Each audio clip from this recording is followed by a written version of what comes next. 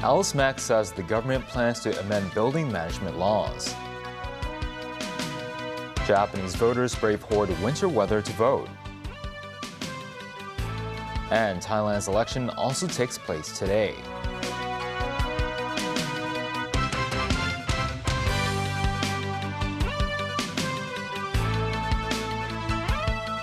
Good evening and welcome to TVB News. Secretary for Home and Youth Affairs Alice Mack said on Sunday the government plans to amend building management legislations. The proposal came after deadly fire broke out at Taipo's Wangfu Court last November, killing more than 160 people. Most Night reports. Wangfu Court was under a large-scale renovation when a blaze broke out. Since the tragedy, society has shown concern about the city's building renovation and property management through owners' corporations. Secretary for Home and Youth Affairs Alice Mack said the government will propose amendments to the building management ordinance, including strengthening the power of regulatory authorities. But she said they would not consider abolishing the proxy votes at this stage. Mack explained that some homeowners might need a representative to attend owners' corporations meetings because of their age or they have moved abroad. She added that the Bureau will submit the proposal to the Legislative Council on Monday. Speaking of Wangfu Court's existing administrator, Hop-On Management Company, Mack said a handover process is happening between the firm and a complex formal management team. Most Night, TVB News. With the Basic Housing Units Ordinance set to come into effect next month, Secretary for Housing Winnie Ho noted on a TVB News program that she believes there would not be any large-scale eviction incidents as a result of the measure.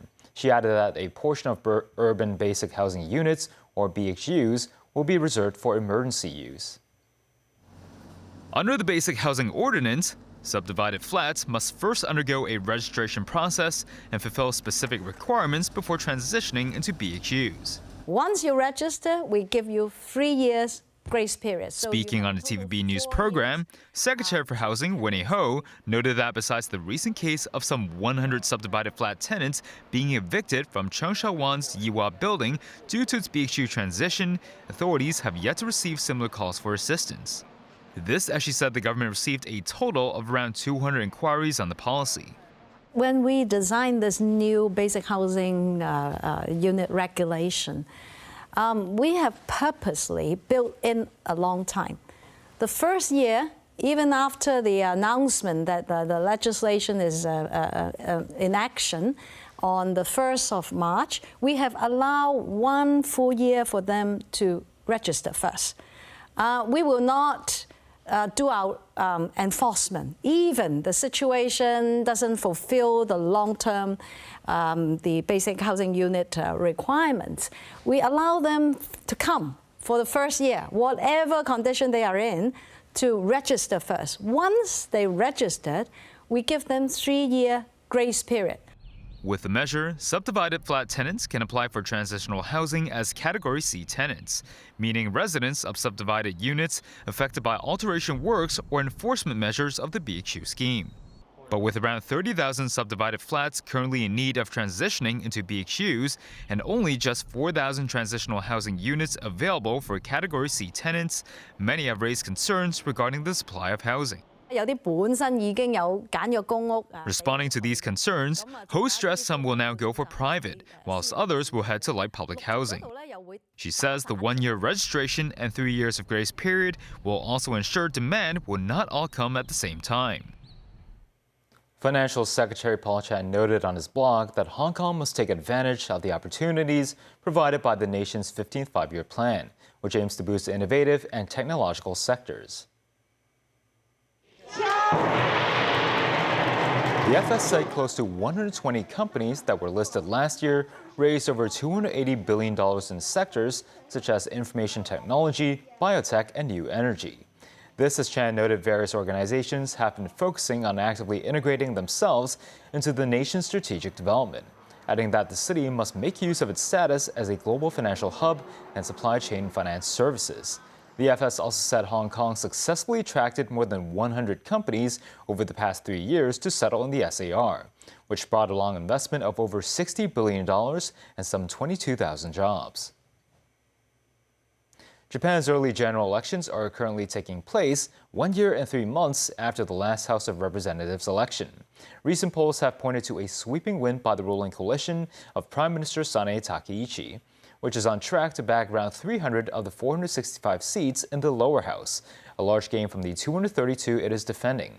But last-minute shifts are possible as a significant share of voters remain undecided, according to Xinhua News Agency. Danny Zhou has the story.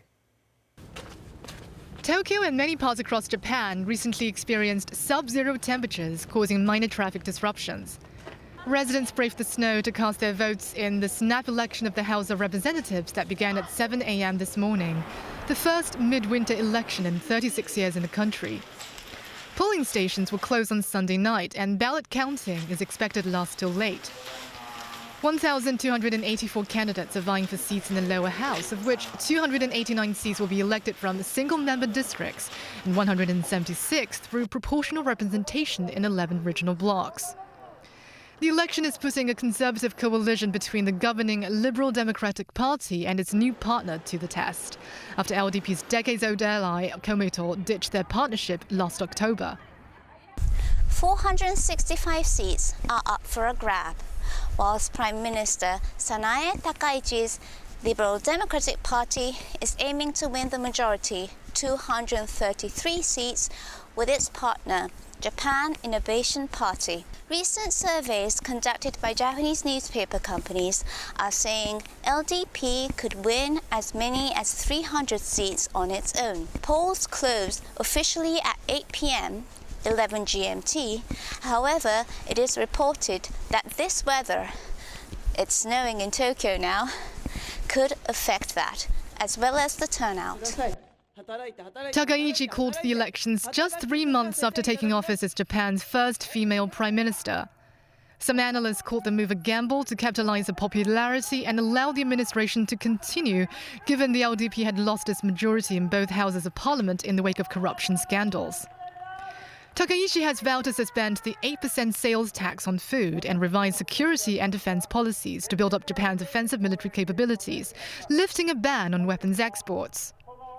Takaichi also wanted to make progress on the right-wing agenda, including tougher measures on foreigners and anti-espionage, which resonates with a nationalist audience but could spark civil rights concerns. The Japanese leader has avoided contentious topics such as ways to fix the diplomatic spat with China over her Taiwan remarks, as well as other controversial issues. Ahead of the national election, US President Donald Trump indicated that he gave his total endorsement of Takaichi, who said earlier that she would step down if a party fails to win a majority. Danny Zhou, TVB News. Polls have closed in Thailand after a high-stakes election for a 500-seat House of Representatives to select the next prime minister. Major political leaders of the country casted their votes to win the battle for support from 53 million voters. Danny Zhou again.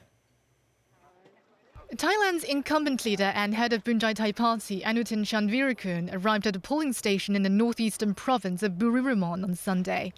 The Prime Minister dissolved Parliament last December and called an election when he was threatened with a no-confidence motion. Anutin said he hopes voters will continue to trust his party, which is expected to form a government. While over 50 parties are contesting the polls, this election is deemed as a three-way race between Bunjai Thai Party, the Progressive People's Party and Bu Thai Party, which is supported by Thailand's jailed former Prime Minister and billionaire Thaksin Shinawatra. Among the key issues facing voters are economic growth and nationalistic sentiment following border clashes with Cambodia last year. Local polls consistently predict that no single party is likely to secure a majority, necessitating the formation of a coalition government. Sunday's votings also encompassed a referendum on replacing the currently military-backed constitution. Danny Zhou, TVB News.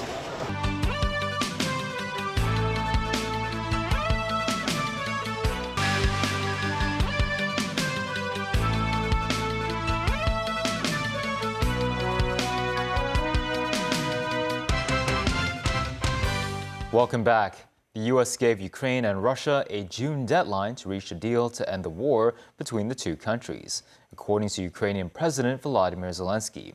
Zelensky said the U.S. proposed holding the next round of trilateral talks next week, likely in Miami, and that Ukraine has confirmed its participation. Meanwhile, Ukrainian businesses struggle to keep working through the power outages caused by Russia's bombing campaign on Ukraine's energy grid. The cost of purchasing and operating generators to overcome power outages is just one of the many challenges facing Ukrainian businesses after nearly 4 years of war. Acute labor shortages due to mobilization and war-related immigration, security risks, declining purchasing power, and complicated logistics add to the pressure, according to Ukrainian officials. While businesses were prepared for electricity cuts, no one expected such a cold winter, and it's especially tough for small cafes and family-run establishments because they have the least financial resources. The renowned Washington Post publisher Will Lewis is stepping down, ending a troubled tenure 3 days after the newspaper said it was laying off 1/3 of its staff. Lewis announced his departure in a 2-paragraph email to the newspaper staff, saying that after 2 years of transformation, now it is the right time for me to step aside. The cuts came on top of widespread talent defections in recent years at the newspaper, which lost tens of thousands of subscribers following owner Jeff Bezos' order late in 2024 presidential campaign, pulling back from a planned endorsement of Kamala Harris, and a subsequent reorienting of its opinions section in a more conservative direction. A tumultuous week at the Washington Post continued on Saturday. The newspaper's publisher and CEO, Will Lewis, announced that he was stepping down. He'll be replaced by the paper's chief financial officer. His announcement in a quick email to staff members came only 3 days after the Post announced that it was laying off fully 1/3 of its staff members. The deep cutbacks include the elimination of its sports department and all of its photo staff, as well as a lot of reporters who cover overseas news and Metro News in Washington. Italian police shot tear gas and water cannons at dozens of protesters who threw firecrackers near the Olympic Village on Saturday. A large number of demonstrators, including families with small children and students, railed against the game's environmental impact and directed at the presence of the U.S. Immigration and Customs Enforcement agents in Italy.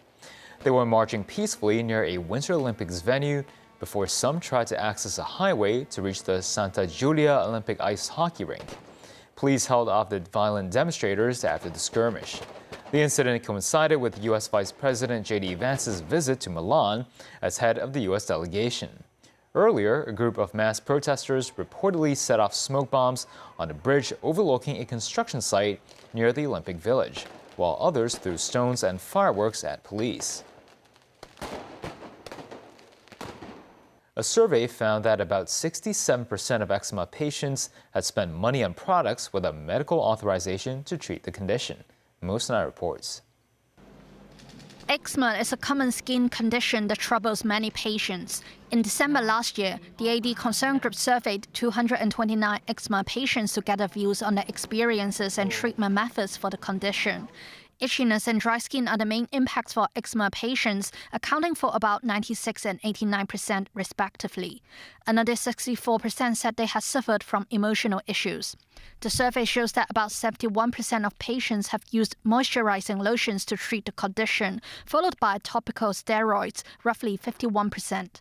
When asked if they had spent money on products without authorization from medical professionals to improve the condition, including lotions and supplements from pharmacies, about 67% of patients said yes. Most patients said it's difficult to find a suitable treatment method, with nearly 30% spending 1 to 5 years doing so, and only 6% spend a decade or above. A doctor said moderate to severe eczema patients should seek precision treatment. Compared to traditional treatment, personalized treatment, or we say precision treatment, has the benefit of first being more effective, secondly, less side effect. And because we are only targeting one or a few targets, we are not suppressing the whole immune system, and we're not affecting other organs. Zhong reminded patients to consult doctors for timely treatment instead of relying on unsupported remedies. Momus 9, TVB News. 5 more people had suspected of suffering from food poisoning after consuming raw oysters. The case involves 2 men and 3 women who visited Chef's Cuts in Wangshoukhang on January 30th. They later developed food poisoning symptoms, including diarrhea, abdominal pain, and fever, about 14 to 49 hours after their meal. Investigation shows that all the diners had consumed raw oysters at the restaurant. The CHP said they had recorded 34 food poisoning cases over the past 3 weeks, affecting 108 people. Among them, 30 cases were related to norovirus. Authorities said patients in all of those cases had consumed raw oysters during the incubation period. The Agriculture, Fisheries and Conservation Department reported a 20% surge of endangered species being smuggled into the city over the past 2 years. Besides employing the use of technology, we take a look at how the AFCD has also been relying on the assistance of quarantine detector dogs. Climbing up piles of boxes proves to be no challenge for these pups, who carefully sniff their contents to check for smuggled goods. The task of the training mission was completed successfully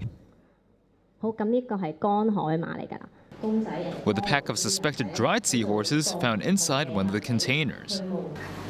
Performing up to par even in a much more crowded setting, the canines were able to track down a live target this time. Being part of the AFCD's quarantine detector dog squad, the canines are responsible for searching smuggled items at various border checkpoints. Having noticed a recent rise in cases involving endangered species being smuggled over the past few years, the AFCD said the quarantine detector dogs managed to help them solve around 60 cases during this period. Authorities also noted that among the smuggled species, the greatest surge was seen in orchids and reptiles. Nearly 250 cases of smuggled orchids were reported just last year alone, which is twice the 2023 figure. With the Lunar New Year holidays just around the corner, the city already recorded 23 such cases as of this year. This SAFCD Endangered Species Protection Officer, Jenny Lau, said the increase in cases could be attributed to the rising trend of northbound consumption and stressed that authorities will strengthen awareness of permits being required to bring orchids back to the city. As of now, the AFCD has 8 quarantine detector dogs aged between 2 and 8 years old who regularly work with the Customs and Excise Department. And Standard Chartered's Arts in the Park Night Parade kicked off in Causeway Bay last night. Let's take a look at some of the highlights.